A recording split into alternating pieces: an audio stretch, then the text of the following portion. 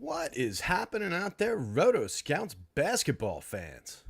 Welcome to the show, gang. Friday afternoon, 4:30-ish. 4:31, coming up on 4:32. A little bit late getting things together. Just had to make a quick change in the background. Noticed that I had accidentally left Corey Kispert in. He was ruled out, so I got to update projections on the site after the show. But do not put Corey Kispert into your placeholders because he will not be out there. I had Sunmu also came up as doubtful now. He was in the projections. He was in the sim that I ran, but pretty irrelevant anyway. Something just popped up. Markelle Fultz, that's Saturday news, so we don't have to worry about that. But yeah, that's where I was for that extra minute there. But Cujo Blues here. Cujo asks how everyone's doing. I'm doing pretty well, buddy. How about you? Been a quiet day. Took it easy for most of the morning. Still behind on getting football stuff done. I got to get the football projections up. They'll be up tonight. Guaranteed. Football projections will be up tonight. The group's article will be written by tomorrow morning, just like always. So we'll catch ourselves up well before tomorrow's marathon football show in the late afternoon. Going to try and get that one started. We'll have basketball to play. That'll be 6 to 7. Maybe we'll try and do the football show early tomorrow. Maybe we'll jump on, try and do that at like 2 or 3 or something like that. I'm not sure. Depends on how well I do getting the notes and everything together tonight. But all the content will be created, and that show will either happen on one side of Basketball Lock or the other. I know there's fans of getting it done early out there, and that feels like a good idea. So maybe I will focus and try and get that done. Maybe we'll go at like 2 o'clock. What would that be, though? That would be like 2 to 4:30, 5 o'clock. Then basketball. We won't do a basketball show, but we'll have to do the projections. Maybe even earlier. Maybe we start that one like, how does like, I don't want to commit myself too early because then I got to get up. How does like noon, 1, somewhere around there, like afternoon? Does that work for you guys tomorrow for football show? I know you can catch up on it anywhere anyway, so like you could listen to it after Basketball Lock. Just trying to think about how my day's going to fall tomorrow, really. Being selfish. Anyway, Stephen Leibowitz is here. What's up, Stephen? Handful of folks hanging out already. Interesting basketball slate. 7-gamer. First day, I believe, of the in-season tournament. Does anybody care about the in-season tournament out there? Oh, thanks, Steven. I appreciate that, buddy. Do it when it works for me. That is, one way to look at it too. But I like to make sure that at least, a couple of you guys can hang out while I'm doing it, because believe it or not, it really does help with having a little bit of at least banter, back and forth with the chat. And you guys are just dynamite at dropping me notes and let me know if I miss something, and you guys have great questions. So I like to do it when there's at least a few people able to hang out with me, and I'm not just sitting here talking to myself. Steven doesn't care about the tournament. Yeah, I mean, maybe it'll develop into something over the years and get interesting. 10 years from now, people will care. The Bucks have won the last 6 NBA Cups, so people care about knocking the Bucks off or whatever. Like, I don't know. Right now, not really. And it seems like, I guess my Knicks drew. How does it work? I didn't even look into. Is it like single elimination, or is it like multi-game round robin style in the early part? Because the Knicks drawing the Bucks in the first game is not exactly a good draw if it's single elimination.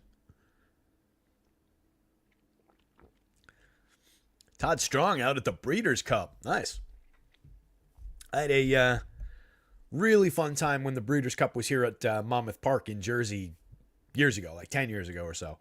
Really good time there. My dad had was there with the family. My dad had a massive exacta. Fun day. Tournament means nothing until they attach picks. Yeah, I heard people talking about that. That's a really, really good idea. Just putting in like one of the 10th pick or like the last pick on the lotto, or give it some kind of tangible value for the team. Because at a certain point, like going up the salary scale, at a certain point, the bonus money doesn't really, it matters, but it doesn't really matter, right? I don't want to ever say that much money doesn't matter, but it matters a lot less to guys on $35 million contracts. So, yeah, I actually really like that idea, Paul McCarthy coming in with that one. Yeah, that's a good idea. I forget who I heard mentioning that. I was watching something where they were talking about it and going back and forth a little bit about the idea, but it really seems like a good idea because that incentivizes the good teams to want to play. If you're constantly stuck down at we've been really good for years, so we're always drafting in the 20s. And then you can all of a sudden get this opportunity to get, the 15th pick or whatever. Pretty solid. Ryan S. is here. What's up, Rye? Ken Woodhouse, Stephen Leibowitz. Top 2 teams in your group advance. Whenever they get to the finals, it's in Vegas. Yeah, I saw that it was in Vegas. All right, so it's group play. So it's kind of World Cup-y. Makes sense. All right, so the Knicks won't be out of it after they lose to the Bucks tonight. That's good. Let's get into this thing a little bit. And let me give you guys a little better view there. So like I was saying, interesting slate. Oh, we had a couple guys that didn't come up in the sim results. That's right. We're sorted by DraftKings ROI right now. We've got an interesting slate. There's an obvious piece of value in Josh Giddey with no SGA. SGA out tonight. The big name currently that's off the board and creating some opportunity in that OKC rotation. Josh Giddey pulling a very big ROI number on the DraftKings slate, 8,400. Looks great over there. Doesn't land in the winning lineups all that frequently, but the ROI is very, very solid. On FanDuel, it's the opposite. Popping into the top lineups a fair amount of the time, but a negative ROI. Not sure I understand exactly how that comes together, but I assume it's an impact of ownership, but I'm not sure exactly how the math works out. Downboard from Giddey, you've got opportunity around Isaiah Joe. He lands in the winning lineups a ton of the time. Positive ROI mark on FanDuel. Same story on DK. Just a piece of what looks like good chalk right now for Giddey, or for Isaiah Joe rather. 3,900 on the FanDuel slate, 4,200 on the DK slate. I'm giving him 27 minutes right now. Crosstown, last I looked, they were giving him, I think, around the same. I think 26 to 28, one side of it or the other. The same 27 minutes across town. So it seems like a pretty good consensus that there's a decent amount of minutes going in Isaiah Joe's direction. 18.9 is what he's averaging. So he's picking up about 10 minutes on what he's doing. He's a 0.78 FanDuel point per minute player, 0.82 DK point per minute player. But with a little bit of an uptick there, I think we can certainly see more usage, more minutes should equal more fantasy points. And it's not like we've got him cracking through the roof. Sub 25 projection on both sites. Giving him a great point per dollar mark, though, and the results are obviously extremely, extremely strong. You get him at small forward on the DK slate. You get him at point guard on the FanDuel slate. A little bit differentiated positionally, but a piece of value that's probably going to be pretty popular and pretty worth getting to. He is the 4th or 5th highest owned player on the FanDuel slate by the ownership projections that I use from our pals over at RG. Giddey's drawing less ownership than that. He's a little bit downboard in like the mid-teenish area. The most highly owned player is Jalen with an E. Williams, who's right here. He also comes up as a beast today. 30% of the time in the top lineups on DraftKings. 50+% of the time on the FanDuel slate, which is why he's the most popular player over there. 6,700. Guy's putting up 0.91 FanDuel points per minute right now. Last time out, 38 minutes, 31.1 FanDuel points. That's roughly around. We need him to do a little bit better than that, obviously. I mean, he's got a projection that is in excess of that. But if we get him up to about a fantasy point per minute, I think we can have a pretty nice day. And we need him, a little bit stronger than that. It's not the biggest slate in the world, though. So I think if we're booking that value in that spot, we need him to get a little bit better than the median, but I think there's room for him there.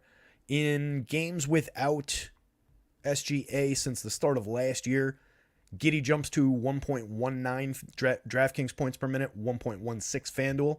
Jalen jumps to 1.09 DraftKings, 1.09 FanDuel. So those are pretty significant leaps. Isaiah Joe goes up to 0.94 DraftKings, 0.90. 0.94 DraftKings, 0.90 FanDuel. So 3 guys picking up a fair amount of value there. Darius Garland showing some pretty significant upside. Double digit in the winning lineups on both sides. Positive ROI. Assuming we get him. Still questionable last time I saw it. Giddy up, says Charles Moran. Yep. Stephen Leibowitz got there first. Sorry. Don't want to give you the give the credit to the wrong person. Charles Moran notes, hit the like button, hit the subscribe button out there, guys. Really appreciate it when you do that. Makes me feel good. Todd Strong's dealing with a sloppy track out at the Breeders' Cup in Santa Anita. Some of the boys at the old place talking this morning, Adam and Josh. Oh, about the draft pick thing. Did not catch the show, but I'm sure those guys had some good things to say about it. They're sharp guys. Haven't been over. I popped in that one. I popped in that one day when Greg and I duped with a bunch of other people in the winning FanDuel lineup just to congratulate him and tell him to stop copying my lineups. But I just popped in and out that day. I haven't been over. Haven't been hanging out during the shows. Oddly, I still have, or at least now, I still have my admin powers over there, or at least I did that day. Oh yeah, Todd. That day was a muddy day. This mudda was a mudda.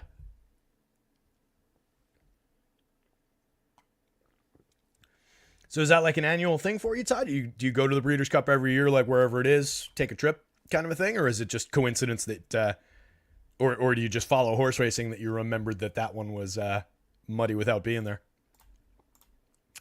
Anyway, these Knicks role players getting little chunks of minutes could show a little bit of value, but they're more just like, plug and play, get them where you get them. They fall into lineups. That's great, but they're not at all priorities. Popping up a little bit on the DraftKings board in terms of the ROI numbers, but very infrequently in the winning lineups. Vooch showing a decent amount of value on DraftKings. High teens in terms of the top lineups. A solid ROI number. Well on the positive side of ROI for Vooch at 7,500 at center. 8,100 on FanDuel. Good ROI mark, but a lot less frequently in the top lineups. Clay, Derek Jones picking up some minutes. DeRozan in that Brooklyn-Chicago game as well. Miles Turner showing some value here. Where's the big guys, though? Jeremy Grant from Portland. Portland's also going to be an interesting spot. They have like 30-ish minutes freed up. Scoot's not playing today. So I'm sure Shaedon Sharp is in. Yeah, there he is right here. About 30% of the time in winning lineups on FanDuel. About 25% in the winners on DK. Jeremy Grant picks up value 25% of the time in winners on FanDuel. About half that on DK. Ayton's right there as well. Ayton looks more valuable on DraftKings. Positive ROI mark on DraftKings for 66. 7,700. That's a big price difference, even against the higher cap. Also, the one bite at the apple at center on FanDuel. Lou Dort, another guy from that OKC rotation, picking up some value. Major on FanDuel, a lot less so on DraftKings. 56 versus 48, that would explain it. 56 against the lower cap has a big impact on him on DraftKings. He's not unplayable over there by any means. In winners around 10% of the time. Slightly negative ROI mark, but on FanDuel for the extreme discount, well, it's Lou Dort. I shouldn't say extreme discount. He's a 0.78 FanDuel points per minute player.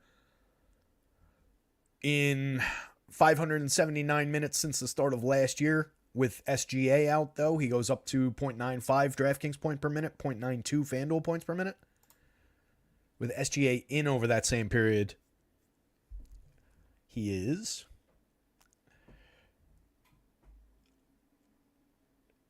0.85, 0.83. So he picks up about a tenth of a point, and he's also been underperforming so far this year at 0.78.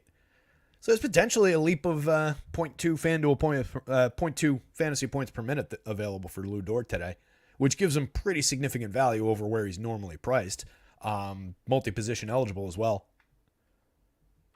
Not a bad option there. Malcolm Brogdon in that Portland rotation should take a decent chunk of those Scoot minutes. He comes up as a major piece of value.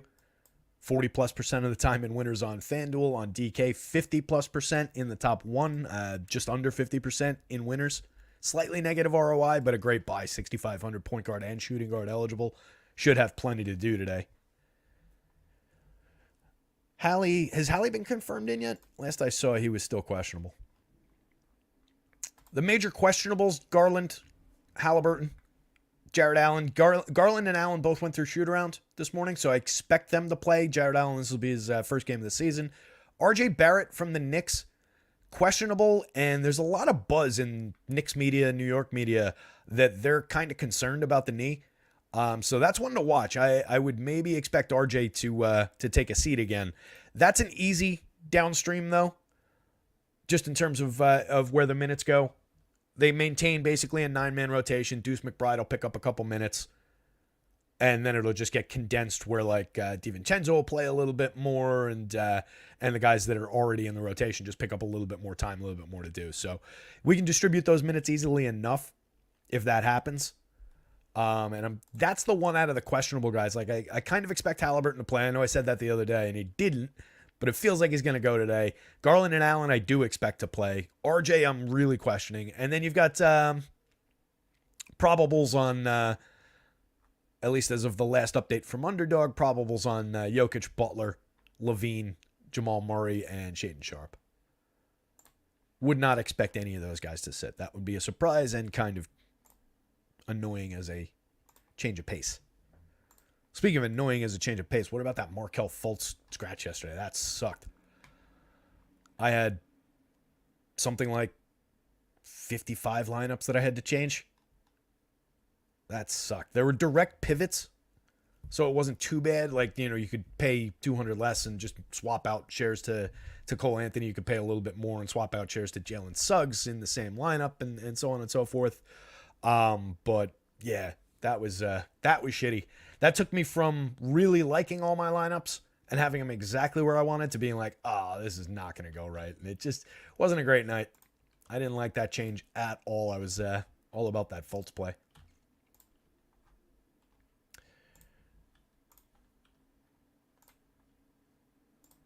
I can pull up the usage on that and check some rates for if Barrett's out. Quickly played 28 minutes last time out. He's been averaging 24-ish for the season, so he picked up a handful of minutes.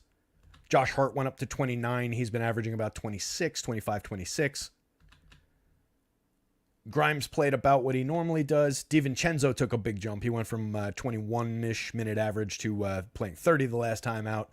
Deuce picked up 9 minutes the last time out. And then just like Jalen played 39. Randall played 35. Mitch played, Mitch doesn't really factor into that. So, is that all of them? Yeah, it's all. So it just gets a little bit more condensed for the Knicks if RJ comes out, but it doesn't create massive opportunity. Like some of the sites the other day were projecting like, Evan Fournier was going to get minutes, and it was like, no. Tibbs loves Deuce McBride, and that's the next man up in that rotation, but Tibbs runs a 9-man rotation. He's not extending it, so it's pretty straightforward. But yeah, quickly, in terms of, oops, I can't click on that. That's the video screen.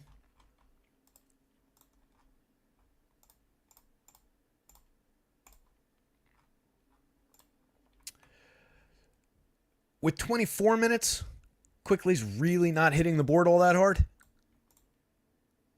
Sub 25 projection, right around who he is. A 1.07 FanDuel points per minute player on the season, 1.13 DraftKings.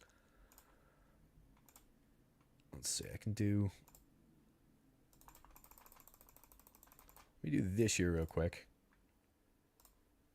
Actually, I should have done this the other way around. So yeah, IQ this year in the, 2 games now with Barrett out?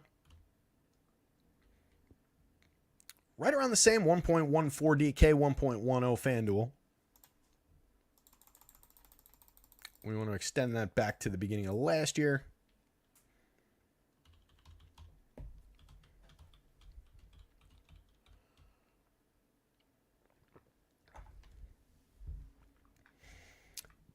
Since the beginning of last year in 1,400 minutes roughly, 0.96 DraftKings points per minute, 0.94 FanDuel points per minute playing with RJ off the court. So I don't know exactly what that looks like, who he's out there with over that sample.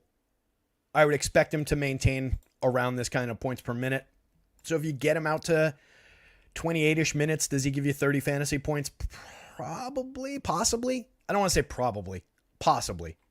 But I don't know that that's even what you want. 5,900 on the FanDuel slate, shooting guard, point guard. 57 on DraftKings, that's not completely ideal. Like, let's say he gives us 30 points. And it does go to 5 plus points per dollar, so I just think that his ceiling is a lot of other guys' floors. Or not floors, but a lot of other guys' median. I don't think you're getting the 34-minute or even 30-minute 50 fantasy point quickly game today.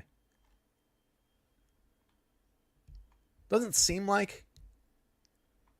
A lot of mouths to feed there too.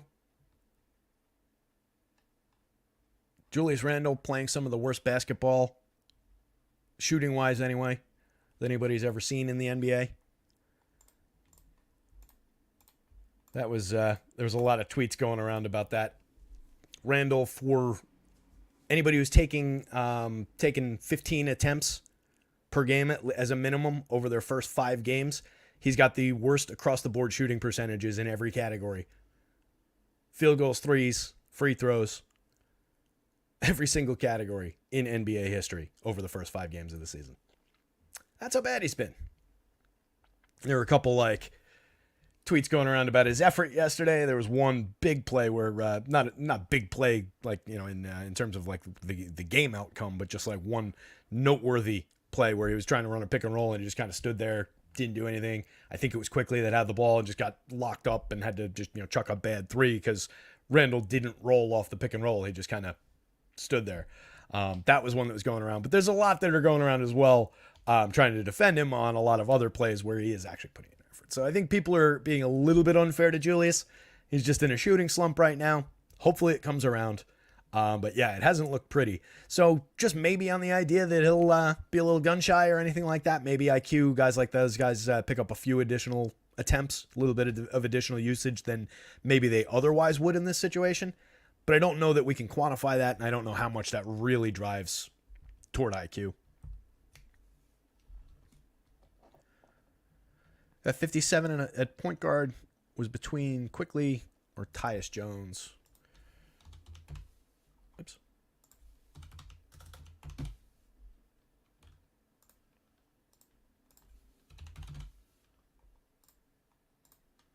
Put them side by side.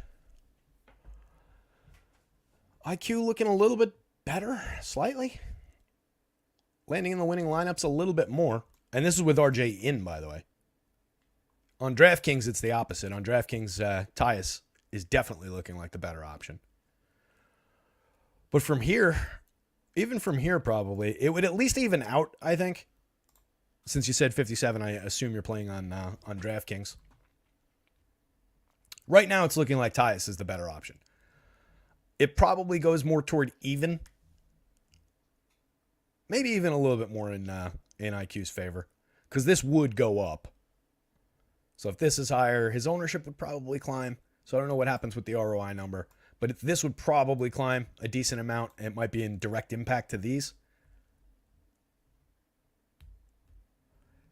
If you get RJ out, I could probably get behind the idea of playing IQ in that spot. The other issue, though, is we're talking point guard, which is a good way to transition into our point guard spot anyway. So that works. I could give you Kobe White for 51, and then you got some money to spend at other spots. Kobe White's coming up a decent amount of the time in winning lineups as a value point guard.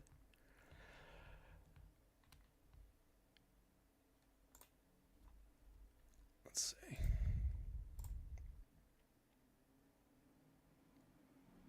Come on, sort. Uh-oh. The computer just started making like jet engine sounds.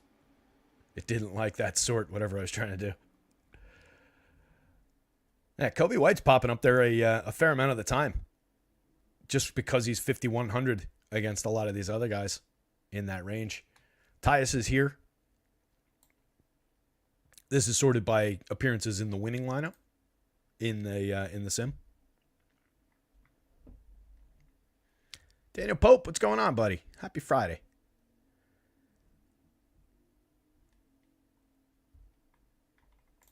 Kobe White is no bueno as a starter, huh?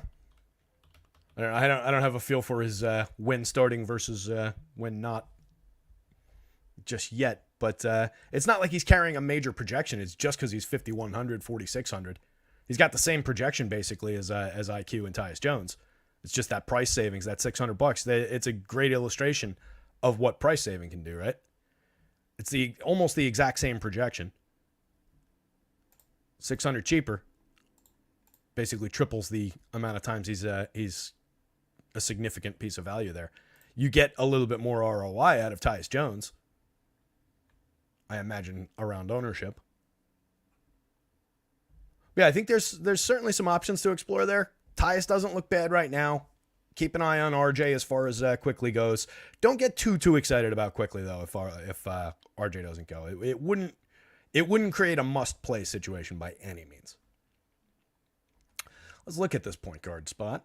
We'll go back to sort of by projection, just for sanity's sake.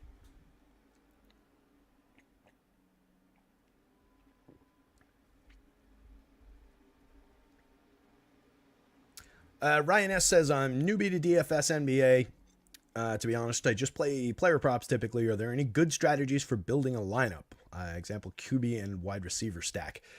Really, with basketball, it's not about stacking. We're just trying to get to the best possible purchases. So you want to follow a lot of the, quote unquote, optimal plays, the guys with the high probability marks, whether you're sorting or if you're subscribed over at Stochastic, you can use the Sims, or if you're going by their optimal lineup rates, their boom score probabilities, that can be akin to like these top lineup rates, the ROI numbers. So you want to be chasing a lot of these top rate guys, a lot of the good chalk. You want to be building a lot of the good chalk into your lineup. Use the value to pay up to the stars, pay up to the Lukas and so on. And then you want to make just a couple minor pivots from the field, right? You don't want to make huge changes off of the optimal lineup. I used to refer to it a lot as the optimal lineup construction path, right? Picture you're in a forest, you're walking down the path, and it's just point A to point B, the most likely path to get you safely from one town to the next through the woods. Everybody's going to be walking down that. That's the most likely players going by these probability marks. And then that's where that would be like the lineup that you use for cash games, right? You create that lineup that is just straightforward, the most optimal, straightforward approach. And then you make minor deviations from that for a lot of your tournament lineups. You're talking about pivoting two players from this highly owned highly probable guy to this slightly less owned highly probable guy. And you make a lot of those pivots. And if you're doing it across a bunch of lineups, then you get a pretty good mix of your players in. But you don't want to be making major changes. You don't want to be halfway through the woods, to extend the analogy, and then make a hard right 90-degree angle turn, because now you're just not heading toward the destination anymore, right? You want to still be headed generally toward the destination. You just veer by a couple of degrees and maybe go around this tree to the right instead of to the left, to continue a clunky analogy. So you really want to focus on a lot of the highly probable guys. Basketball's different. Basketball's got a lot less variance. It's a very much a rate and minutes based. This guy's playing this many minutes. His rates suggest that he's going to get that many fantasy points, and he's going to be within, on most nights, a standard deviation and a half of that. On outlier nights, he'll be 2 standard deviations, 2.5 standard deviations beyond that. But there's not a night where he's going to go. You're not going to have a night where Luka's going to go for 225 FanDuel points, right? It's not, you don't have limitless potential in basketball like you do in baseball. At the same time, there's not going to be a night where Luka, unlike, say, Aaron Judge, at a high price, is going to go out there and give you a 0. He will always score points. If he's on the court, if he plays 37 minutes, he will come within, and that standard deviation thing that I said works on both sides, right? So it could be, he could come up with 45 points. He could come up with, 73, somewhere in that range. So you're always dealing in basketball with, unless the unknown happens, unless the unforeseen, Luka goes out and strains his hamstring in the first 2 minutes of the game, that has an impact. That's where you could potentially get a 0. But as long as this is fulfilled or roughly fulfilled, these will be roughly fulfilled within those standard deviations. So you've always got a range to work with basketball. So it becomes a lot more straightforward of just, all right, within this range, shooting for the upside of it, how does this fit together? And that goes back to the other analogy of packing the suitcase with all the differently shaped items. And you'll have some things that are going to be critical for your trip, like your toothbrush. You don't want to have bad breath your entire trip, so you've got to have your toothbrush, but they make little travel-sized toothbrushes. So that's my value plays. That's my my Isaiah Joes and my Kobe Whites of the world. And that just gets tossed into the suitcase. 1 out of my 9 items is done, and that creates space. Now I can put my fancy dress shoes in there because I know I have to go to this big business dinner on one night of my vacation. But I also want to pack my snorkel and my flippers, and those things are just clunky to fit in there together. So I need another piece of value. So now, all right, I can, instead of bringing my big wool socks, I'll bring these little tiny socks and I'll throw those in there. Now I got another piece of value. So there's multiple ways to think about it in terms of the analogies that I'm making, but it's all to say that we're dealing with ranges, we're dealing with probabilities, and it's going to fall within from here to here, and then just figuring out how those things stack together. I know I've gotten a little bit further away from just saying, like, you play this type of guy, you play that type of guy, but I think it's important to, like, do the 50,000 foot view of it. Beantown. What's going on, Beantown? Hopefully any of that made sense and I wasn't just rambling.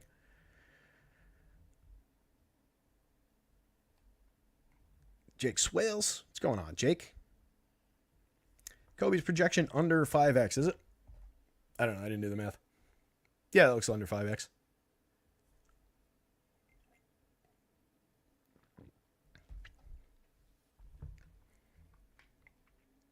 Yeah, I know. I'm just going by... the point per dollar looks pretty good. And he's coming up in the Sims here. Giving us just 0.6 FanDuel points per minute so far. 0.64 DK points per minute so far. Where do they have him across town? Let me see. Make sure we're not off.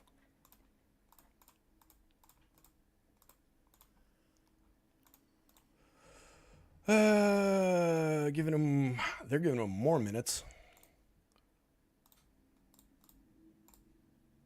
And technically, I'm being conservative on Kobe White. They got him about 2-ish points, more than 2 points higher on the FanDuel projection, so presumably on the DK one as well. And pulling a 30% ownership projection.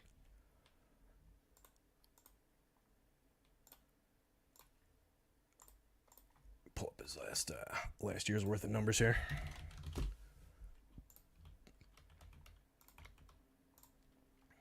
So for this season, come on, Kobe.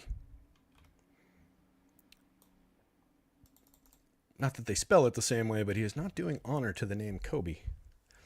43.2% true shooting right now, 17.7% assist rate, putting up 9, roughly 10 a game, 3 rebounds, 4 assists.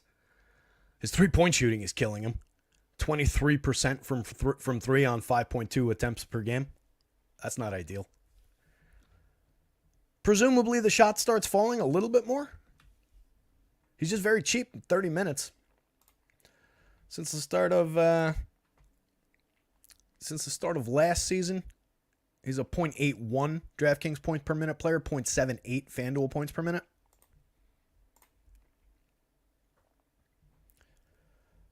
So the projection is right about right in my mind. Let's see.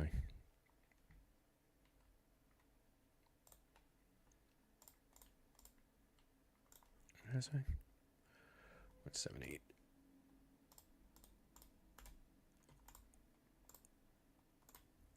That is a dead-on balls projection, to quote what's-her-face from Mona Lisa Vito from My Cousin Vinny. By his rate going back to the 0.79 FanDuel points per minute rate going back to the start of last year, Kobe White in 30 minutes should get exactly 23.4 FanDuel points. I've got him at 23.49. So we're giving him an extra 0.09 of a fantasy point. But they've got him higher over at other sites. So I'm just buzzed through here.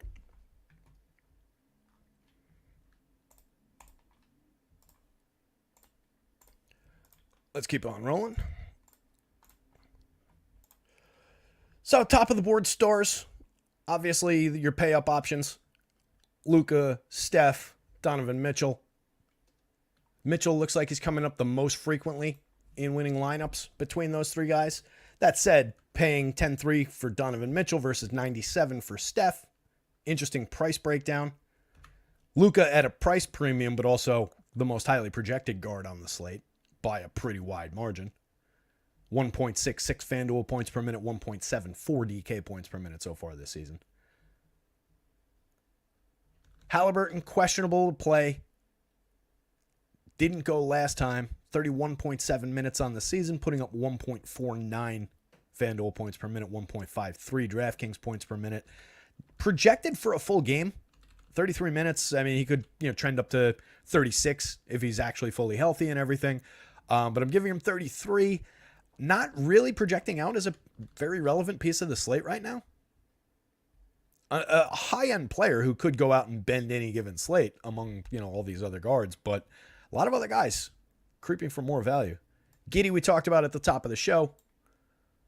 More value on the FanDuel board at 79, multi-position eligible. 84 on DraftKings bites into his frequency in the winning lineups, but he's got a very nice positive ROI number on DraftKings. Kyrie expected to play. Another guy with high upside, high ceiling player, but not really shining through in the Sims so far. 9,500 on DK, 87. Looks a little bit better on FanDuel. A little bit better point per dollar. So far this season, though, 0.98 FanDuel points per minute in the 2 games that he played. He is giving us 35 minutes.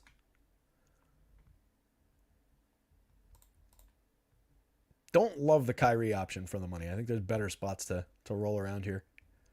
Garland, assuming he plays. We've only seen him once this season. He played 32 minutes. Gave us 0.77 FanDuel points per minute, 0.82 DraftKings points per minute. Outside of Mitchell, I don't know how much I really like that Cleveland rotation today. Just with the idea, if they're bringing Garland and Jared Allen back in, I think that just has an impact on everybody as they're trying to reestablish the pecking order and all. Not that these guys have never played together by any means. They've got tons and tons of experience playing together at this point. But I just think it maybe has a little bit of an awkward fit kind of an impact in the first game back.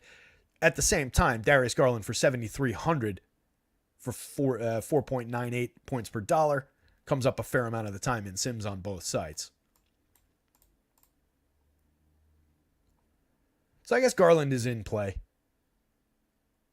if I'm looking that way. 73 is a really good price for Darius Garland. Jamal Murray, another relevant piece of the puzzle. He was probable, I think I said, right? Yeah, let me see. Let me get back to Underdog here. I clicked away from that Twitter page. I just want to have it up so that anything that breaks, this is all Saturday news. Yeah, Jamal Murray is probable. Jokic is probable. Never mind getting Jamal Murray shares. 7,400 is actually a pretty good price for him, coming up almost 20% of the time in winners on FanDuel. Double-digit win rates on DK. It's a good buy. 7,400 on FanDuel, 7,900 on DraftKings. 1.04 FanDuel points per minute so far this season. That's a very solid-looking option. Playing 33 a game, we're giving him 34-ish.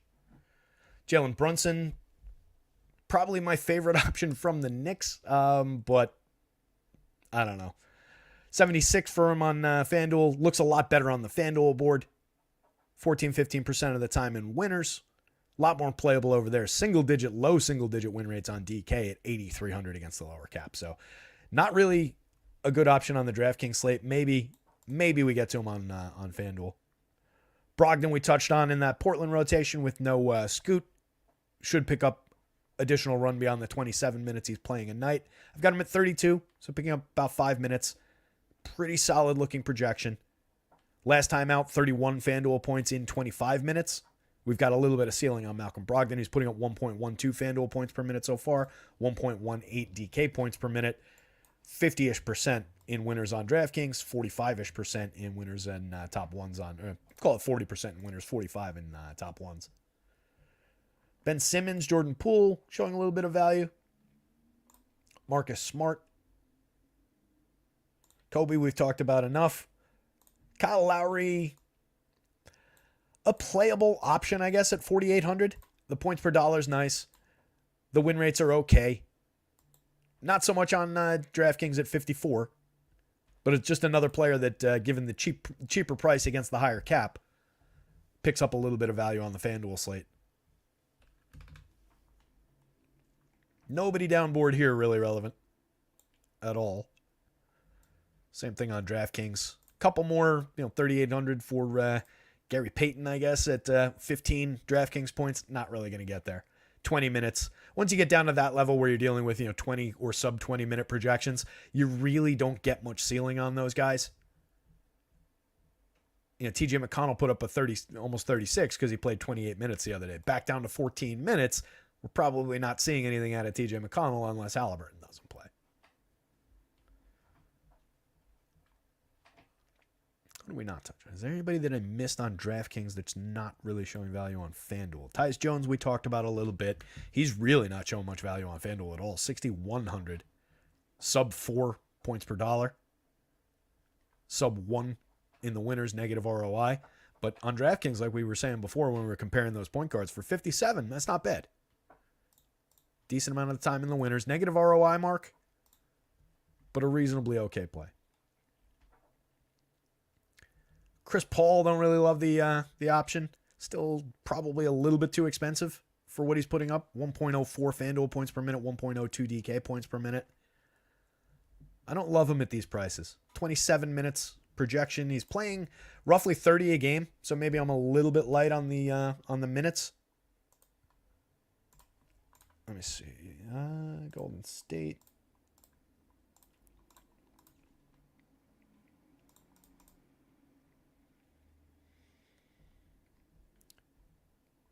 I actually got them at a higher projection than they do across town. I don't know what they're doing with minutes. Same minutes projection, and I've got them about a half a fantasy point higher. I don't love the Chris Paul option today. Steph is a lot better option if you're looking to play Golden State, just in raw scoring.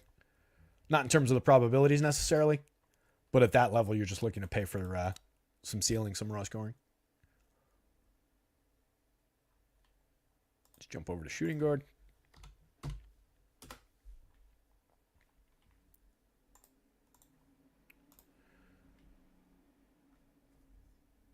What about if there's a grizzly bear on the pad? That's when you turn and run to the right.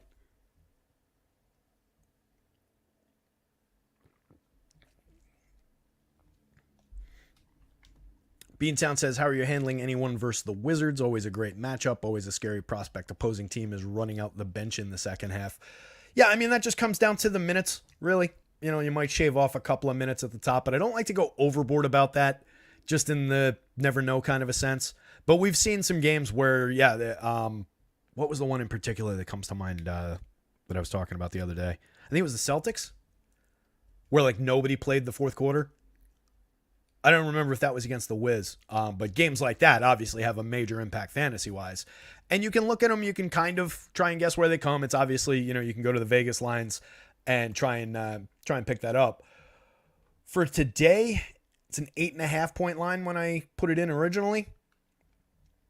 The Heat obviously have the talent to get up and run away from that 116 and change implied point total for the Heat, 108 for the Wiz. I mean, they're a bad basketball team. I do think there's reason to believe that that has a bit of an impact. In looking at what I do with minutes, I've got Jimmy a minute below his average. I've got Bam right around his average. Hero probably a little high.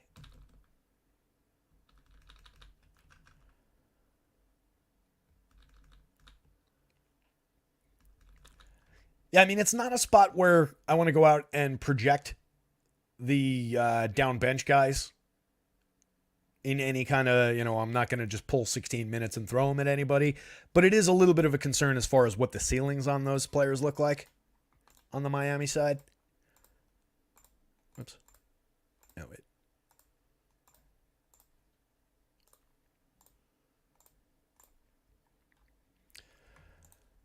Who looks good? Jimmy's looking good. Nobody else really looks all that crazy relevant on FanDuel. There's playable parts on the FanDuel board around Hero, J. Rich, Bam, Lowry to some degree. But Jimmy's the only guy that looks like he's going to come up a pretty good amount of the time. He only costs $8,300 over there. For $84 on DraftKings, he's less relevant, but still relevant. $4,000 for J. Rich over there. He's coming up a fair amount of the time. 24-minute projection, only 20-point projection, but landing in those top lineups a fair amount. Negative ROI mark. Yeah, it's not the greatest situation in the world. But you also do have the idea that if they light them up over 3 quarters, maybe there's enough there to float these guys, and then maybe Jimmy picks up 4 minutes to start the fourth, and then he comes out for the last 8 minutes of the game and doesn't close the game, and they just play garbage time guys. But maybe there's enough to get him there in he plays 28 minutes, but they're 28 very high end minutes. It's just difficult to quantify. It's difficult to adjust projections for. Vegas handles part of it. Minutes handle the other part of it. I didn't really give that much of a haircut in minutes, though.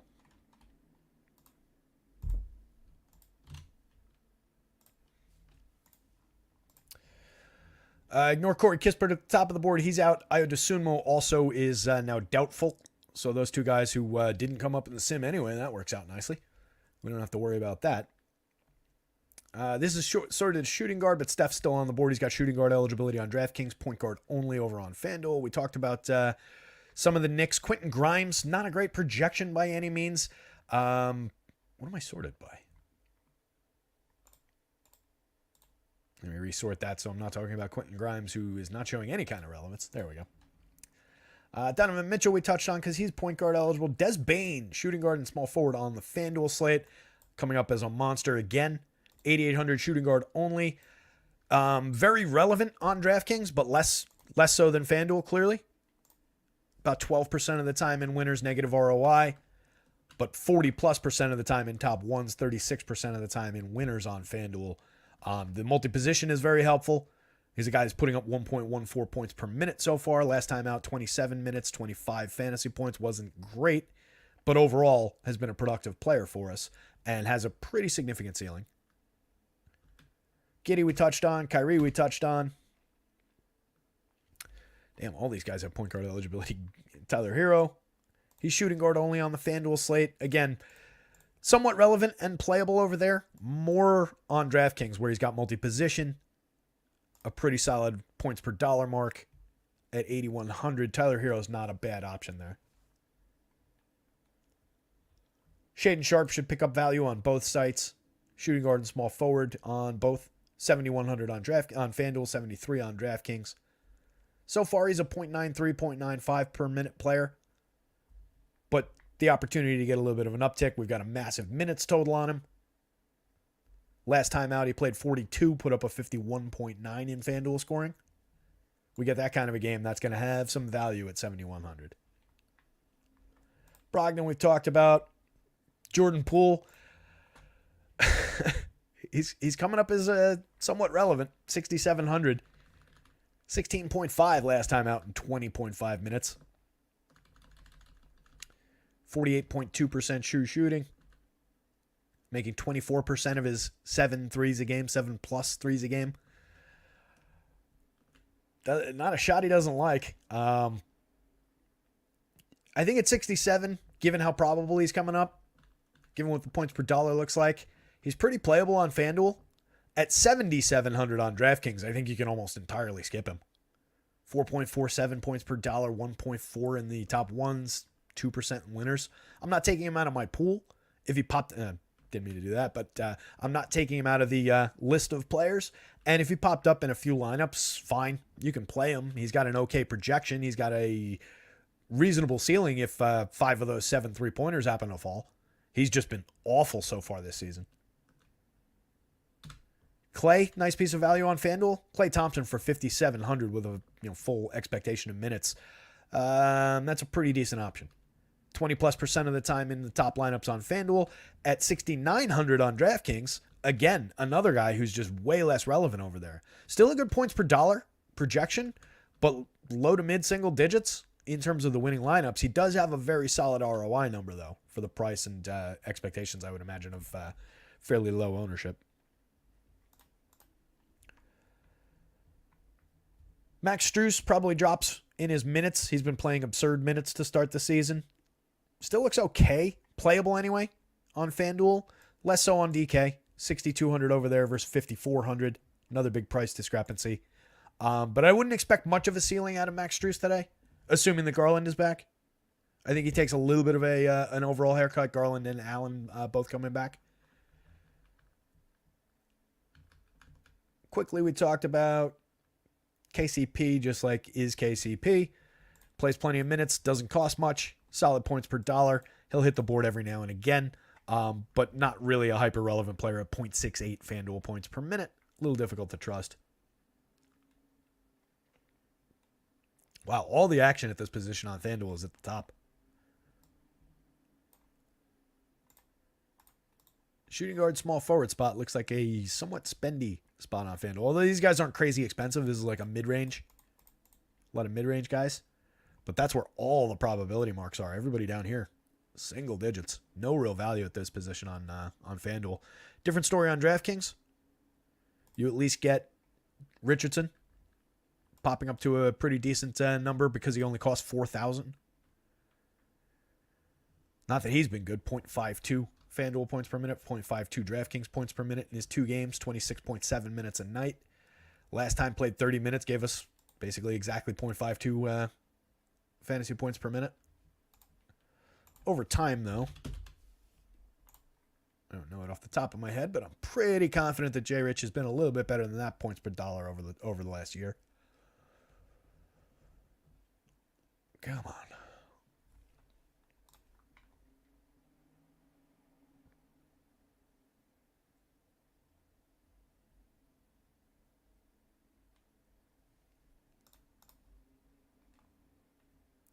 Where is he?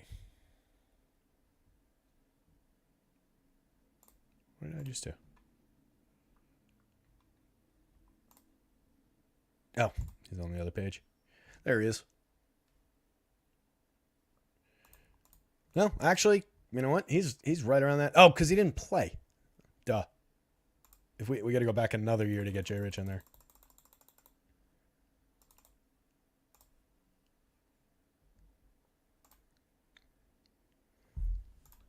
He missed all of last season, huh? I forgot about that.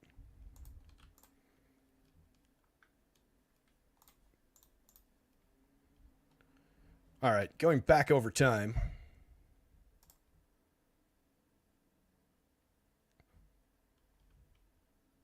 When in the hell? Either something's not updated in here.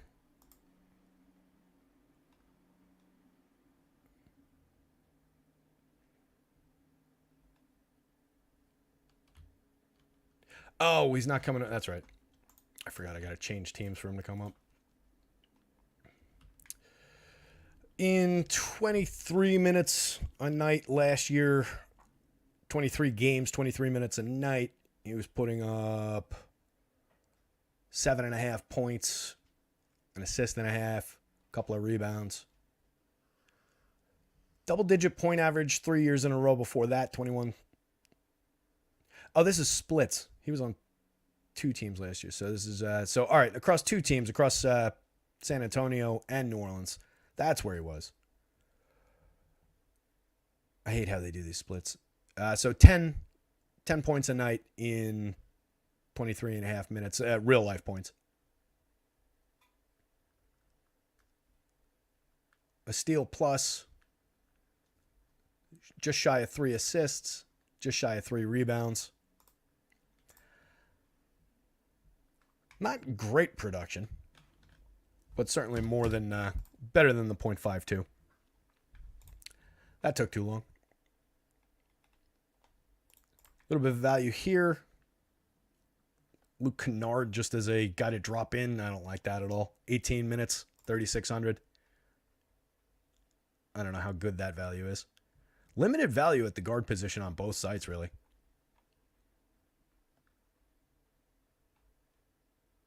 I don't love getting, again, I just don't love the limited ceilings on some of those very limited minutes options. So I think at the shooting guard, small forward positions, we're staying a lot in these high-end ranges.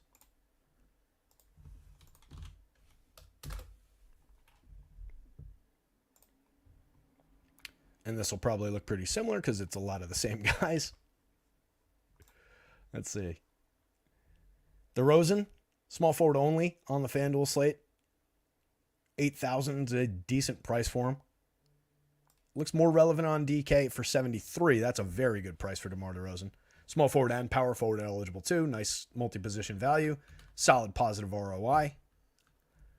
Levine in the same rotation. Shooting guard and small forward. Also looks very valuable. 7,400 on DraftKings. Coming up in top ones nearly 30% of the time. Winners 25+% of the time. Less relevant on FanDuel, but still a piece of the overall equation. 7,500 around 10% of the time in top lineups. Shaden Sharp we touched on before, but again, just tremendous value on both sites with no scoot. Josh Green not really looking all that relevant. Why is this? Again, we're sorted in...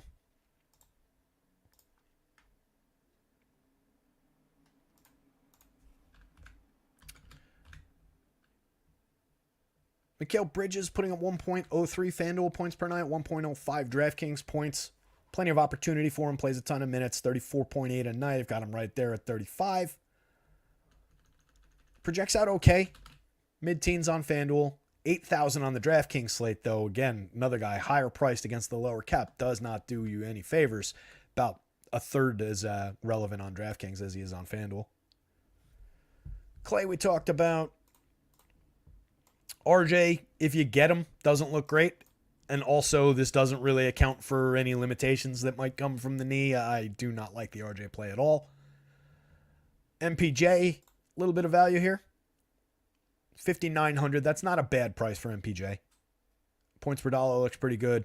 Sim returns look pretty good. 1.01 FanDuel points per minute so far this season. 1.04 DraftKings.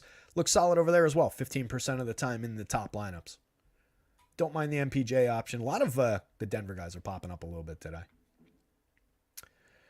Dort we touched on at the top of the show, but again, 40+% in winners on FanDuel because he only cost 4,800 over there at the small forward and shooting guard position. So that's a good piece of value. He's small forward only on DraftKings. So that's why it's so clunky to talk about it with these multi-position options. So as I was saying before with the when we were sorted to DraftKings shooting guards, Dort didn't come up, but he is actually very relevant at a cheap price. So that takes away a little bit of what I was saying about paying up at the position for the FanDuel slate, because you do get him at shooting guard. So that puts a value option on the board at the shooting guard position on FanDuel that wasn't available and isn't available on DK. Wiggins just kind of looks like Wiggins overall in terms of the projection, but for 5,000, small forward, power forward, lands in the top lineups on FanDuel about a quarter of the time for 5,500, 7% of the time on DraftKings. It's amazing what that little bit more expensive against that lower cap really damages your ability to get into the top lineups. Isaiah Joe we talked about, but again, he's a small forward on the DraftKings slate for 42, and he's a point guard on FanDuel for 39. He is very, very valuable on both sites, projected to be 30+% owned on FanDuel, and I imagine similar ownership on DK. LeVert not really showing anything on either site. Denny Avdija not really showing too much on DraftKings, a little bit more on FanDuel, but just kind of an also-ran option, a mix and match guy if you get him in 4 or 5 lineups across 150, so be it, but not really an ultra-relevant player. That said, 40.5 FanDuel points in 23.6 minutes the other night. I think that was the same night he stayed and sang with some of the Jewish community, which was nice. Nice little moment at the end of the game. I was going to say the national anthem, but I don't think that's correct. I don't know what the name of the song that they sang is. But that was a nice moment. That might be his season high in fantasy points too. So I don't think we chase the Denny Avdia play. Royce O'Neal, I have not succeeded much this year with Royce O'Neal despite getting to him a fair amount of the time. Looks like he's going to come up relevant again because of the Sims, but 0.68 FanDuel points per minute so far this season. On DraftKings, you don't have to sweat it as much. He's 51 over there. Still a good points per dollar investment though. Grant Williams, nobody really coming up down through here on FanDuel. When you get down to this point on DraftKings, we get Jay Rich, who we talked about, and then Tamani Kamara, who somebody asked about in chat just a minute ago. I do think that Kamara is a very relevant piece of the puzzle. Small forward and power forward on the DraftKings slate, 30+% of the time in winners. And FanDuel, 3,800 at just power forward, 9% of the time, 10% of the time in winners. So much more relevant on DraftKings. That is a pretty valuable piece on that DraftKings slate. Among small forwards, there's nobody. Well, you get Richardson, but I don't really love that one. And then nobody in this range. But if you wanted to go, you go value with Isaiah Joe and Tamani Kamara, and then pay for basically whatever else you want in that lineup. I don't know how much I love doing that because getting ceilings out of both of those guys might be a little bit thin. 0.72 FanDuel points, 0.70 DK points per minute so far from Kamara. 26 minutes the other night, put up 20 FanDuel points. That's the danger, right? You might just get that young player 20-point game. Just, roughly under a point per minute, roughly around his season-long production. But should be some opportunity there. Playing 23 minutes a night so far. He's got a little bit more minutes than that. But yeah, he's definitely an option at the cheap pricing. They've got him at a good value price point. Nobody else really popping for any kind of downboard value. But you do have some good options through the 4s and the 5s at the very least. A lot of guys through here. You just look for the dark greens, obviously. And a lot of the guys we talked about already. Williams. Ugh. A lot of low 20s projections at these forward spots.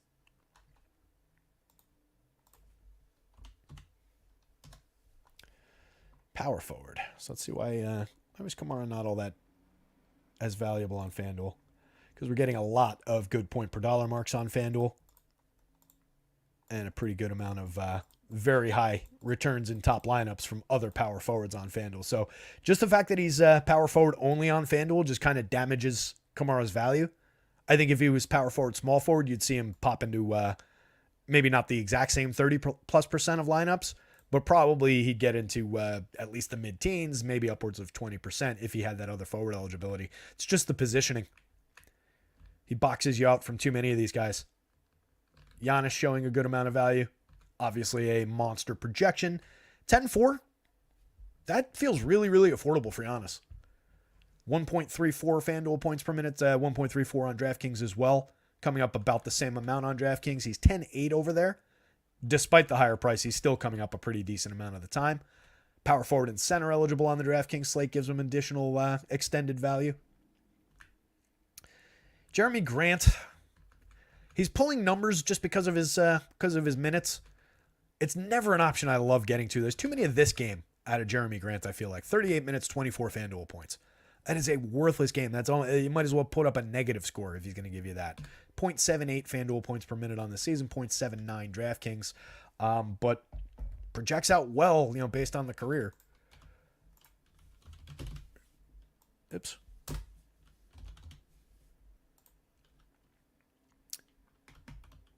Oh, I don't want to be on 21 anymore.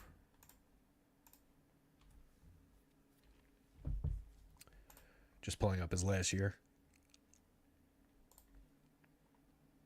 RJ's a no. Porter's a yes. Jalen's a big yes. Jalen Williams. We talked about Jalen at the top of the show, but for anybody who wasn't here, 50+% on FanDuel at small forward shooting guard. He is a power forward only on DraftKings because I love this positioning mix-ups. 6,500, 35% of the time in top 1%ers, 32% in winners, positive ROI.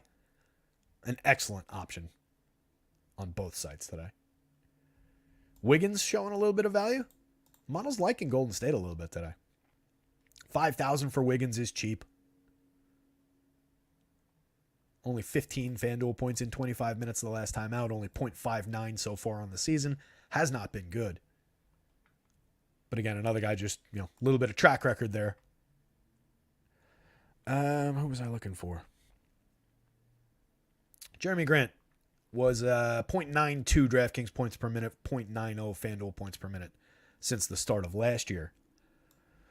So that gives us a little bit more faith that there's maybe 0.15 additional points per minute there, which gets us back to a more normalized around the median projection. But like I said, I just feel like it's definitely bias creeping in. You should play Jeremy Grant because his numbers look good and his probabilities look good. But just in, my heart of hearts, I feel like I've gotten way too many of this game out of Jeremy Grant over time. So not a player I trust, not a player I love when I get to him, but I do think he's a relevant piece of the puzzle today. Jimmy up at the top. Pretty solid numbers. 40-point projection for only 8,300 on FanDuel. Same story, 8,400 on DraftKings. Big discrepancy in the amount of time he's in winners and top lineups from site to site because of the way that those numbers work against the cap. So far, 1.04 FanDuel points per minute, 1.02 DraftKings. But a very relevant piece of the puzzle for Miami, obviously. One of the guys that could potentially take a ding in minutes. But again, like I was saying when we talked about that against Washington, if Jimmy goes out and plays 28, they're not going to cut him. He's not going to go out and play 20. If he goes out and plays like 28, he could still have a pretty decent game. He could still have a 50-point game in that. It's less likely. It definitely cuts into what his win rates and his probabilities would look like if I gave him 28 minutes tonight. But he's still a very relevant player. And I think there's opportunity for him. You've got the certain percent of times that Washington just hangs in the game or keeps it close enough that they're not really losing minutes or that the minute loss amounts to, the one that I already projected it for. And then you get the nights where the other percent of the time where he's able to put up a reasonably decent score, at least not tank your lineup in the more limited amount of time. And then you've got on the other side of the seesaw the probably 50% of games where he plays 28 minutes and does not reach relevance. Last year, or since the beginning of last year rather, 1.24 DraftKings points per minute, 1.26 FanDuel points per minute. So he's been underperforming too by about 0.2 of a fantasy point per minute, which is pretty significant. So you get Jimmy stepping forward against a bad team. I think it's at worst playable for 8,300. It's just a very, very good price for that player too. Who else? Jalen Smith, power forward and center on DraftKings. Solid point per dollar mark. Not really showing any returns because this is sort of the wrong way again.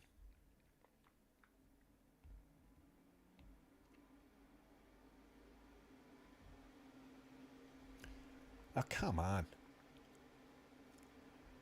Who can I talk about while this is... Oh, there we go. That's better. Yeah, so Jalen Williams is just, again, crazy relevant. Julius, just based on how bad he's been, I mean, I can't imagine he's going to be popular. He's 7,800. He's somewhat relevant on FanDuel. But he's just been atrociously bad so far this season. Doesn't look like he's playing with any confidence. Doesn't look like he's playing with any hustle out there. And the results have just been absolutely atrocious when it comes to his shooting. A lot of the other stuff that he does is, kind of okay. He's got a decent assist rate for a big man. Okay rebounding rate. 10 plus rebounds a game, 5 assists a game. From a power forward center spot, that should have a ton of value. It's just his shooting's been awful. 25% from 3 on 6 attempts a game. 37.9 true shooting overall. It's god awful. So, Julius, I think just on a expectation of a regression to the norm at the very least, should show some value at those prices. And if he's very low owned, if people are just getting away from the play, I think you can go there. Not a high priority, but he's in the mix. Jaren Jackson, high priority. Higher on FanDuel. 40% of the time in top ones. Roughly the same in winners. 8,500 power forward and center eligible. Tons of value, 5+ points per dollar. 19% of the time in the top ones on DK, 17.9 in winners. Again, another very strong piece of value. 1.19 DraftKings points per minute, 1.21 FanDuel points per minute. Mobley I don't love, but he's coming up as fairly relevant. Decent projection for the money. Power forward and center. Less relevant on DraftKings at 81. FanDuel 82. He gets there a little bit. I think out of the guys who are pulling double digit returns in the top lineups, though, it's probably my least favorite option. Aaron Gordon, I've been getting to a fair amount of the time. Did not do well in the last game, only 18.4 minutes. I'm not sure what happened there. I didn't notice that earlier, but assuming full minutes, what happened to him? Was he in foul trouble?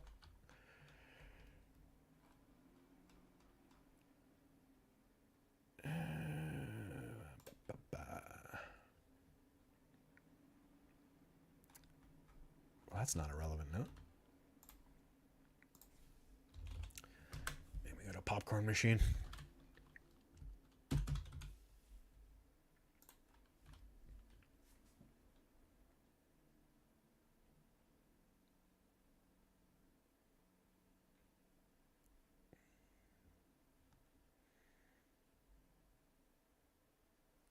This is against the Wolves.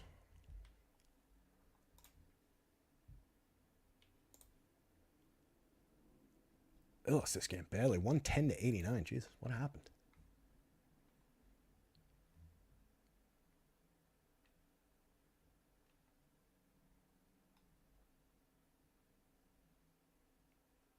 Where are you? Where is he? There he is.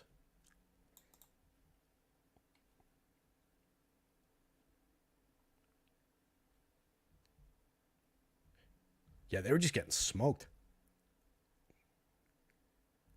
He did pick up 3 first half fouls in that game. Played the first rotation, only had 1 foul. They're getting lit up. Came back 6 minutes into the second. Picked up 2 quick fouls. Started the second half. Played 5.5 minutes. Picked up another foul. And then came back for just 2.5 minutes in the fourth. I think it's just kind of game flow. Like they played Strother for the entire fourth quarter. Justin Holiday, Braxton Key, Jalen Pickett, and Hunter Tyson all got minutes in the fourth quarter. So they were just getting lit up. So I'd fully expect a return to form from Aaron Gordon, which makes him look fairly good. Just one of those guys I talked about, at the top of the year. Those guys are going to project out well. The guys who create fantasy points, and he's a creator of fantasy points. He does a lot in the position. He's got a good eye for passing, decent rebounder, decent scorer. So I like Gordon, and he'll be coming up a fair amount of the time when he's priced around these levels. Mid-teens returns in top lineups for MPJ in that same rotation. Draymond Green picking up a few additional minutes beyond what he's been playing, 23 on average for the season. Last time out, played 27.5. I gave him 28 tonight. Put up nearly 40 FanDuel points in that amount of time. Draymond's Draymond. If he comes up and he's relevant, or if he lands in my lineups, I never really mind it for these prices. Wiggins we talked about. Avdija O'Neal we talked about. Nobody really picking up a ton of value through here. Kamara. Nobody downboard. Anybody on DK? Not really. Yeah, so your cheap man on DraftKings is definitely Kamara. You can put him small forward. You can put him power forward. I'd probably have him at small forward more often than not because there's many more power forward eligible players. That said, a lot of these guys also have small forward, or a few. But I don't know how many of those shares I want to take away from Giannis, for example, Triple J, to a lesser extent the DDRs, the Mobleys of the world. Seems like power forward looks like a spot where you want to get some just raw scoring out of. And you can take the value plays at a more limited small forward position.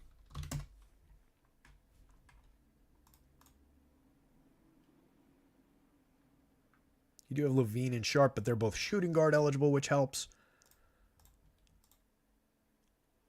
Yeah, I think that flies. I think that's the right way to think about this. Take this value play at small forward. You can take or leave J. Rich, obviously. Take this value play at small forward. Those should be your two prime pieces of value at the small forward position on the DraftKings slate. You can position these guys who are showing a lot of value at shooting guard. And then you've got free range to go to those high-end power forwards and get a fair amount of Giannis for 10-8 at the power forward spot. You can also use center, obviously. But I think that's the way I would approach it on DraftKings. Not that you want to necessarily, force optimizers to only use those guys in those spots, of course. Let the optimizers optimize. But if I was hand building, if I'm building, 3 lineups for a 3 max or a handful of lineups for a 20 max or whatever, that's probably how I would start clicking those guys in. I think they show more value there.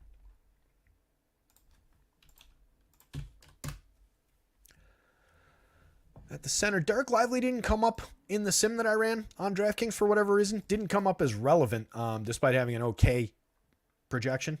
28 minutes, 6,000. Not great in terms of points per dollar. Didn't come up relevant there, and I'm not sure why he didn't appear in the DraftKings sim. Might have had a naming issue with him. I think he is Derek Lively, the 2nd or 4th or 18th or whatever.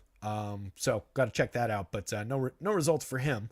Let me resort this by raw projection. Giannis, of course, at the top of the board, or second on the board behind Jokic, rather, on DraftKings with his center eligibility.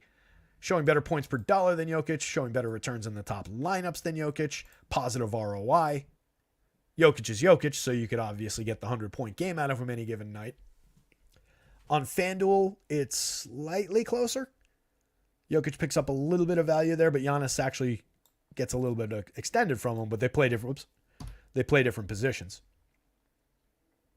So the fact that they're at the same position puts them in a little bit more of a direct head-to-head, get one, get the other kind of a situation on the DraftKings slate.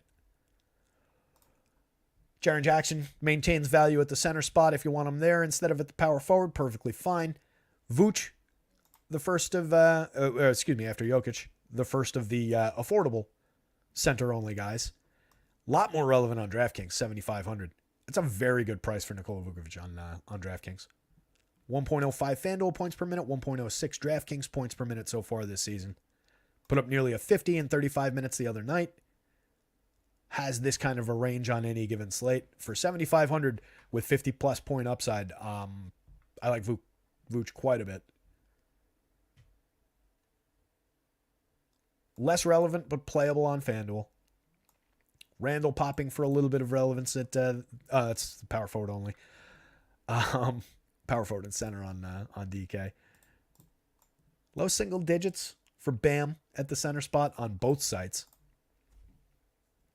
Not really, there's no real haircut involved there.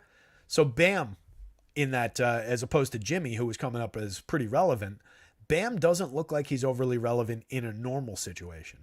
So if you want to start thinking about what happens in the blowout, what happens in a game that gets away from him, if Bam drops from 34 even to let's say he just loses 3-4 minutes, give it 30 minutes, that could have a really significant impact. He does have the upside to the same situation as Jimmy, where if even in 30 minutes he could still put up a monster. Just last time out, 50 FanDuel points in 33, he could put up 50 and 30 without much problem, but I think given the way that he doesn't look all that relevant anyway at the center spot. I think that's one of your guys where maybe you start considering, all right, I don't need that much Bam Adebayo if he's coming up for whatever reason for you. Miles Turner, always capable of putting up a big one, but also always capable of giving you kind of a clunker. The minutes have been a little all over the place. 26 the last time out, or 21.7 the last time out, roughly 27 on average. I've got him a little bit above that today, which I don't love. Let me double check that actually. Where are they?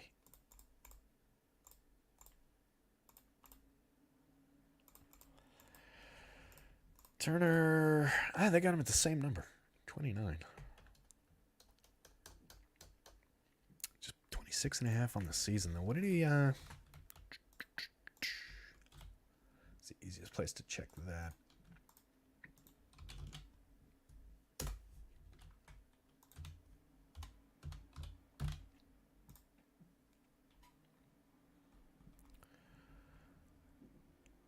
$29 plus minute average each of the last 2 years, 31 the year before that, 29, 28. I'm comfy-ish, I guess, with the 29-minute projection, but I might pull that back to like 27, just based on what he's been doing over the course of this season so far. It would give him a little bit of a haircut if I did. There's no real reason to, though. It's not like he's blasting through the top of anything. This is perfectly fine. Low single-digit relevance. DeAndre Ayton, pretty good game in 33 and a half minutes the last time out, but again, not really showing a ton of relevance. Brolo? That's a weird one to see. 5,200 for 29 minutes against the Knicks. Coming up 15% of the time in top ones, 18% of the time in winners on FanDuel. Not a terrible value option over there. 5,600 on the DraftKings slate. Less relevant, but playable. Draymond we touched on. Tillman, assuming he doesn't come out and do this. He's been giving us 1.01 FanDuel points per minute, 9.97 DraftKings points per minute. This was obviously a disaster, but that's not what the averages look like, so he looks all right. Kevon Looney, Mitch Robinson just kind of look like Kevon Looney and Mitch Robinson. Mitch is picking up a little bit more value on DraftKings where he's only 55.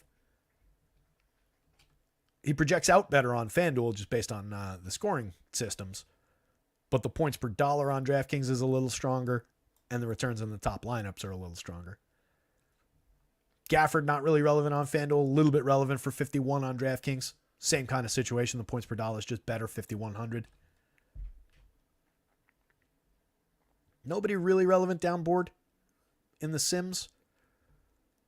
Just a lot of like 20 minutes Hartenstein kind of guys. Nobody looks like they're going to make value out of here, so like you can cut it. Cut it above the lively line. Who's down here that could? I don't think Jared Allen sees enough run. Just in his first game back. Love doesn't give you anything. So really, there's not a ton. Chet. I haven't gotten to much Chet yet. He projects out perfectly fine, but just by comparison to a lot of guys around him, not really hitting the board strongly. A little bit more relevant on DraftKings for 76. Power forward and center is helpful. 6% of the time in top ones, 4% of the time in winners. So I think you can consider the center spot on DraftKings as kind of a starry or star to mid-range type spot. If you're not paying up to Jokic or Giannis, you've got Jaren Jackson to work with. You've got Vooch. Both of those two are relevant. Or you could drop down to even less expensive guys like Draymond, Tillman. I don't know how much you get to the Mitches and the Gaffords of the world, but they're there. They're very cheap. So not terrible options. It's an interesting slate for a 7-gamer. Curious to see what the scoring looks like. I'm curious to see what the effort levels look like with this in-season tournament.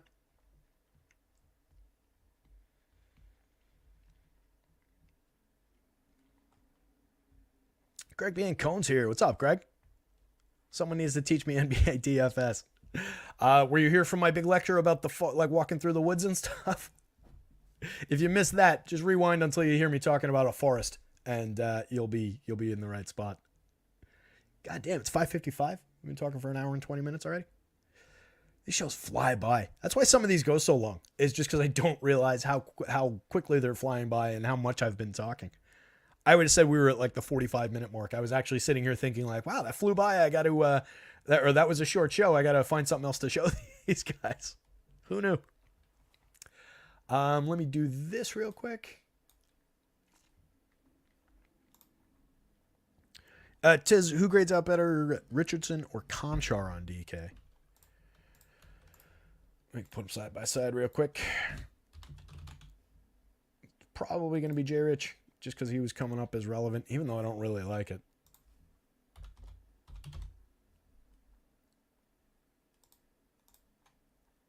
J. Rich by a mile and a half.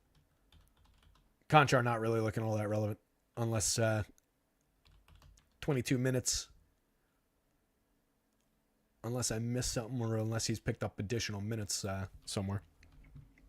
Is he showing relevant somewhere else that I should be looking into this? Or is it just a name that was at that price? Let me see where they got him in the latest update across town. Always good to have spots to check this stuff. Gotcha. Nah, they got him lower than I do.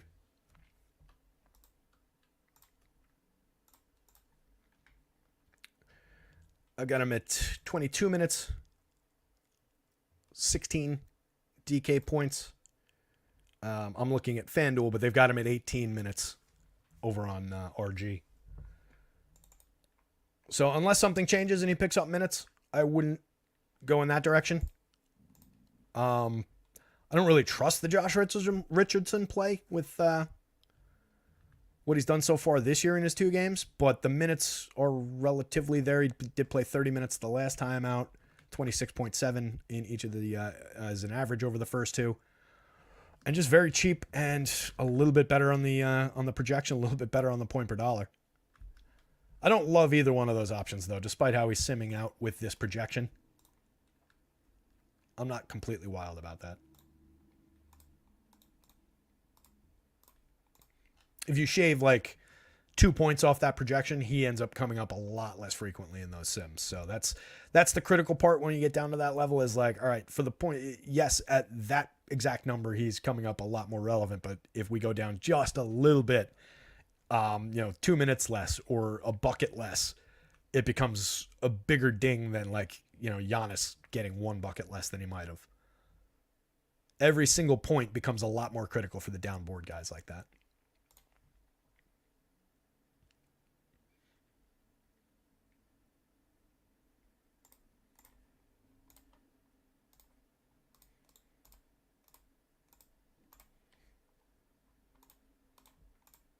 And let me get the lineups up on the screen here. Where'd they go? Oh, I'm dumb.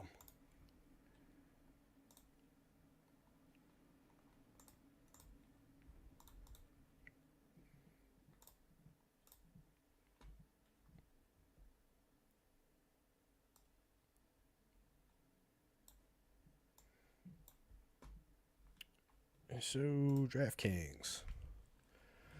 Just a look at some of the top lineups, how they came together.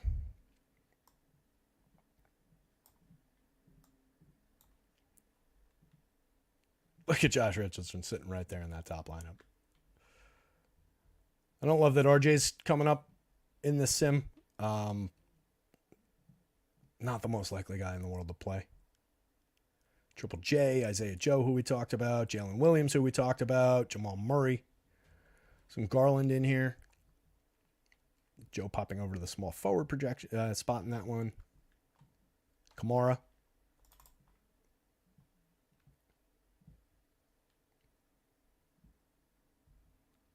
It's a lot of mix. There's a decent amount of Kamara through here. A lot of Jaren Jackson, which we expected. Fair amount of Brogdon. Should be a fair amount of Shaden Sharp in here, I would think. IQ's hitting the board a little bit. In those these are the top 150s. We've been looking at this. That's the data that's in the sheet with the top ones, the ROIs.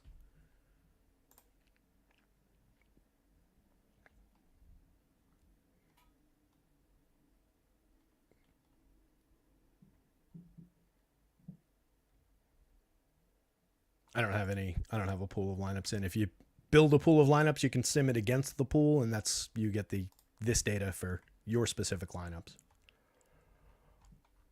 Let's look at some of the top options on DK and how they come together.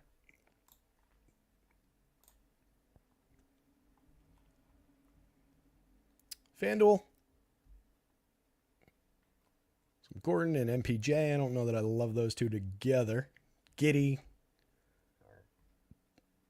And again, if you rerun this sim, these lineups are completely different. This is just in this sim, the lineups that were the best. but it's a pool of 30,000 probably lineups. 39,682. Oh, that's the contest entries.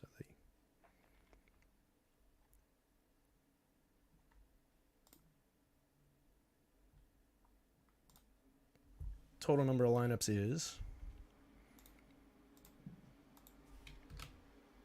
Yep, 39,567 unique lineups were built for this sim.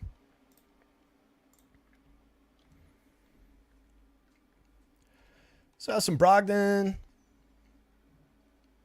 some Clay. I like the Clay option on FanDuel with how cheap he was. A lot of DeMar DeRozan, fair amount of Jimmy Butler, some Giannis. Seems like you can get to more Starsy kind of lineups on FanDuel today. The DK board looked a little bit more like, these are the guys we're going with in those lineups that we were looking with. Just on a name recognition, if you show this list of lineups to somebody and the other list of lineups to somebody and didn't tell them anything about like what they were choosing them for, I think they're choosing these every time over those DraftKings ones. Like, look at these guys. Absorb that in your minds. And then look at these guys.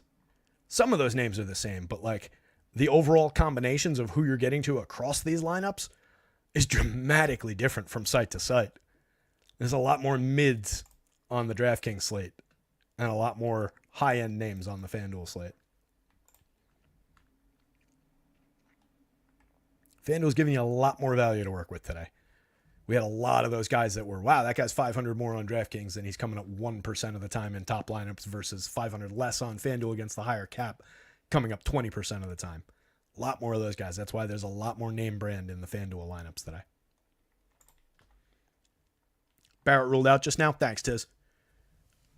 Oh, man.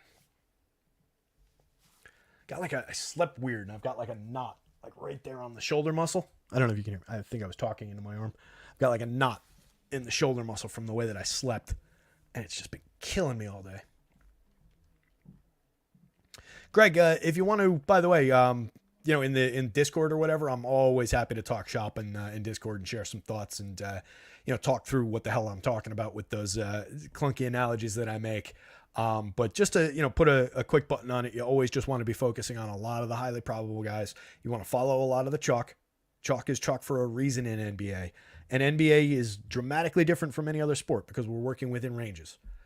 It's going to be from, if Luka gets his minutes tonight, he's going to be from within, from point A to point B. And there's no situation unless he doesn't get those minutes that he'll give you a 0. Like in baseball where Mike Trout goes 0 for 5 and gives you a 0. That happens, 70% of the time he get a hit, right? So you're playing with a lot more, not certainty, but a lot more idea of what should happen. So you want to get to a lot of the best looking plays on this side of lock. And then you always want to be, of course, available to make swaps after lock. You can get a lot of value from that. But you really only want to make minor adjustments off that optimal construction path. Out of your 9 clicks, 6 or 7 of them should be on those most frequently optimal guys. And then you're just filling in with minor pivots. You're not going to, all right, this guy projects like crap, but he only costs 3,000, so I'm going to plug him in and hope for the best. You're really not going for that. It's not like in baseball where Martin Maldonado could hit you 15 home runs throughout the course of the season. So if you play him every time, maybe you gain enough value if you win a tournament. It's not like that. Tiz says, shoulder circles forward, then reverse. Get rid of the knot. I appreciate that, buddy. I'll be doing that while I'm building lineups. So I think that's it. The Sims, I think I forgot to mention it, courtesy of our pals over at acemind.io.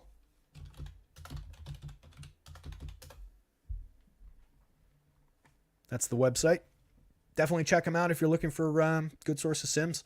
I know there's a lot of stuff going up over there, but a couple of good guys that put it together. Very easy tool to work with. And, friends of the site.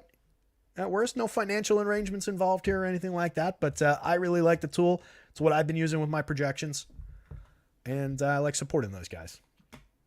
So with that button, hit the like guy. With that, guys, hit the like button. Subscribe. Keep an eye out tonight. Projections will I promise, be up for football for the main slate. They will be up tonight. The groups article will be up by tomorrow morning.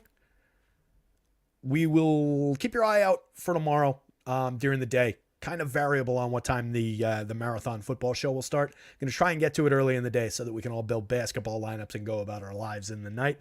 But we'll see. That's why you got to subscribe. So hit the subscribe, follow at rotoscouts over on Twitter, retweet, like those things when they pop up. That helps out quite a bit. And with that, good luck. Somebody go win something, and I will see you tomorrow. Adios, gang.